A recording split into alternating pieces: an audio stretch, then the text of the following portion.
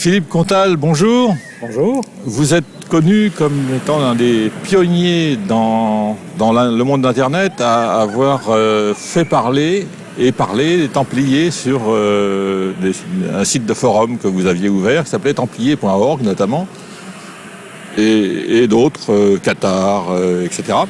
Est-ce que vous pouvez nous parler un petit peu de votre expérience concernant la récolte de renseignements que vous pensiez avoir, par exemple au niveau des emplacements, etc., concernant toutes les implantations templières? L'idée de départ de templiers.org remonte donc à effectivement 1995. 1995, à l'époque, je découvre Internet, peu connu quand même, il est vrai à l'époque, et je décide de faire quelque chose, d'associer finalement ce média que tout le monde connaît aujourd'hui avec une passion qui était l'histoire des Templiers. L'idée de départ était de faire une sorte d'inventaire des différentes commanderies, des restes archéologiques sur les Templiers. Et en fait, j'ai découvert un tout autre monde qui était la diversité des opinions sur un thème très particulier qui pourtant remonte à quelques siècles, mais qui a encore aujourd'hui on va dire une connotation ou un contexte, un affectif très particulier. Et donc en ouvrant ce qui s'appelait à l'époque des plateformes interactives, j'ai découvert des passions, des passionnés, j'ai découvert des gens parfois farfelus, j'ai découvert aussi des historiens, donc des gens qui étayaient leurs hypothèses sur des bases vérifiables. Et donc ça m'a permis d'approcher finalement l'univers des Templiers sous différents angles. Et si ma mémoire est bonne, vous avez eu des connexions par milliers à cette époque. Est-ce que vous aviez une idée des chiffres que vous alliez obtenir en lançant ces forums? Absolument pas. Le premier site que j'ai lancé était celui sur l'histoire et le pays Qatar, qatar.org. Le deuxième a été templiers.org. La première question que j'avais posée, qui était somme toute une question un peu stupide, qui consistait à dire « Est-ce que vous êtes d'accord pour présenter d'autres châteaux ?» Après avoir présenté le premier château, qui était Kiribus. Évidemment, toutes les personnes qui se sont manifestées ont répondu positivement. À l'époque du pic de ces sites internet, dans les années 99-2000, on est arrivé à plusieurs centaines de milliers de connexions par mois, ce qui était exceptionnel compte tenu, compte tenu de, on va dire, de la thématique assez ponctuelle, très spécialisée. Oui, parce qu'il y a finalement très peu de gens qui connaissent l'histoire des Templiers. Il y a beaucoup de gens qui se font l'idée des Templiers, plus ou moins vrai, plus ou moins déformés, erronés, mais qui la connaissent véritablement. Effectivement, il y a un nombre de spécialistes relativement réduit. Alors que dans la région où vous êtes installé, là récemment, dans les années 2000, par là, il y a une assez forte densité d'établissements Templiers. Vous les aviez, pas tous visités peut-être, mais je dirais répertoriés. Tous ne sont pas visitables. Il y a des très bonnes littératures sur les commanderies et le réseau Templier dans le Languedoc-Roussillon. Donc il y a une littérature intéressante. Il y a aussi une démarche qui aujourd'hui a une dimension touristique avec la couvertoirade et d'autres villes et villages fortifiés du Larzac. Donc il y a effectivement beaucoup de ressources dans la région. Cela dit, quand on regarde les implantations templières, certes, on a une densité importante vu la proximité quand même de la mer, puisque ça restait évidemment un port point de passage. Voilà, oui. Le port d'Aigues-Mortes notamment, tout à fait, et d'autres points qui ont permis aux Templiers de partir faire leur travail finalement en Terre Sainte d'accompagnement. C'était leur mission de départ, en tout cas c'est comme ça qu'on peut la considérer, d'accompagner, de protéger les pèlerins en Terre Sainte. Telle était une partie de leur mission qui bien évidemment a revêtu toute autre dimension par la suite. Alors je sais que vous êtes plus attaché à la dimension historique qu'à la dimension mystique, mais est-ce que vous avez une vague idée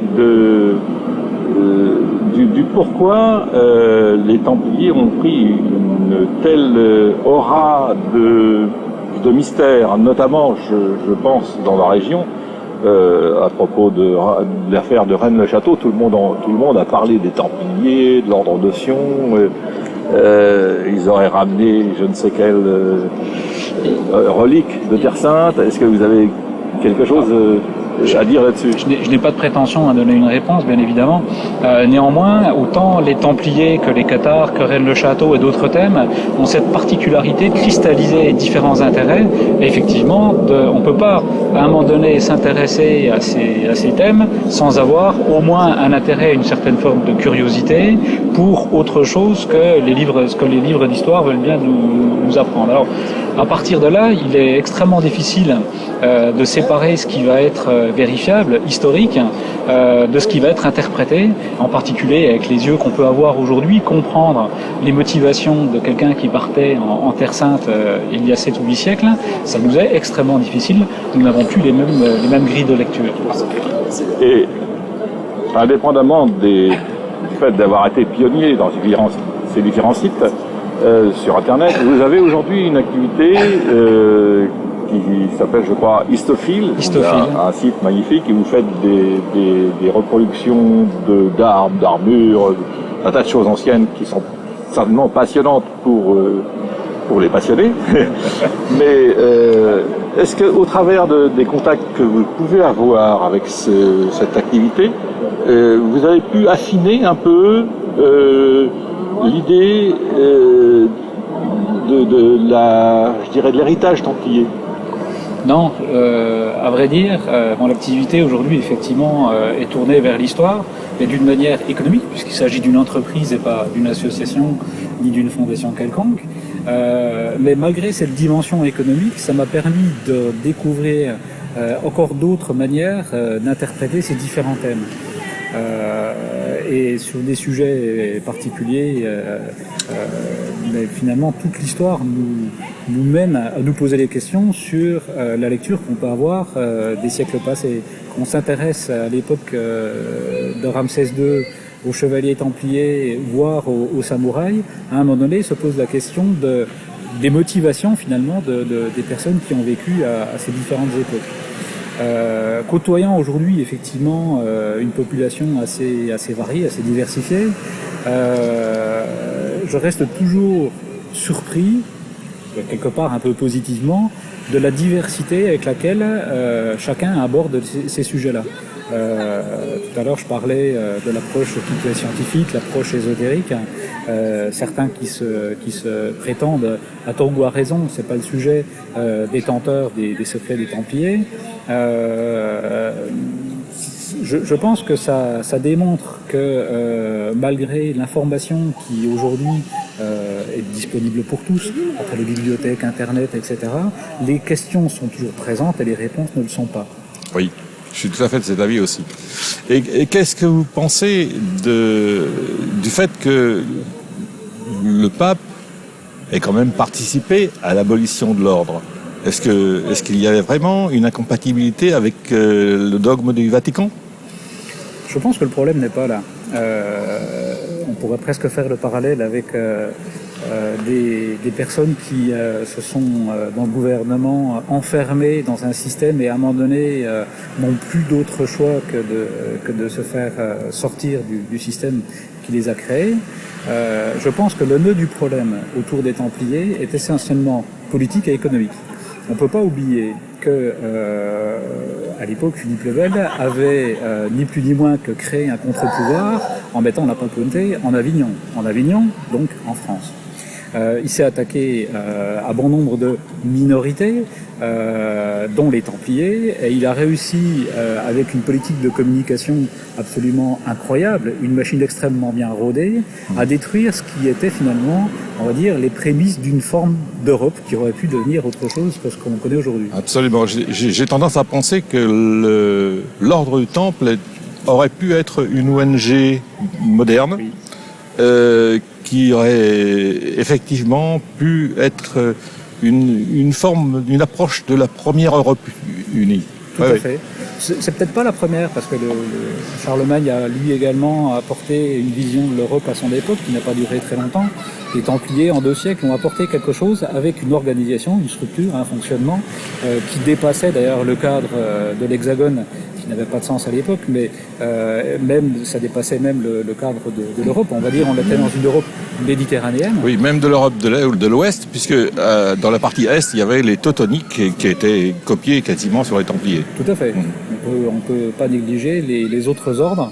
On a une sensibilité française, effectivement, à résumer les ordres chevaleresques aux Templiers. Tel n'était pas le cas.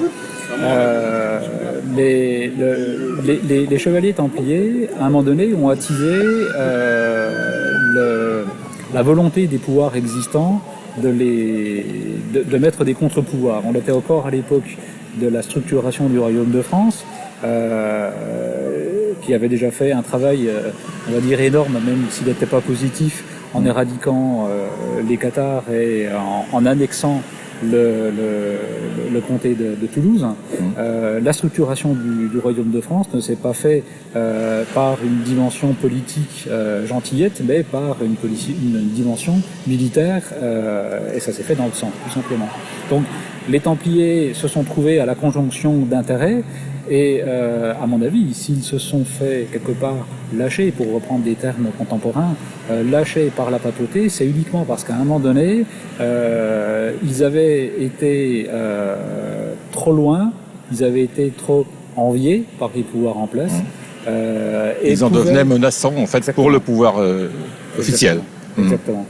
Et je pense que ça a fait partie d'une forme de négociation dont on ne trouvera jamais aucune trace, bien évidemment, entre la papauté et le roi de France. Oui, on aurait trouvé récemment au Vatican un document de Clément V qui aurait absous après coup l'ordre du Temple des accusations dont il était l'objet. Mais il n'en reste pas moins qu'il a été effectivement aboli et qu'on a transféré les survivants dans d'autres ordres. Ça vaut les regrets d'anciens ministres.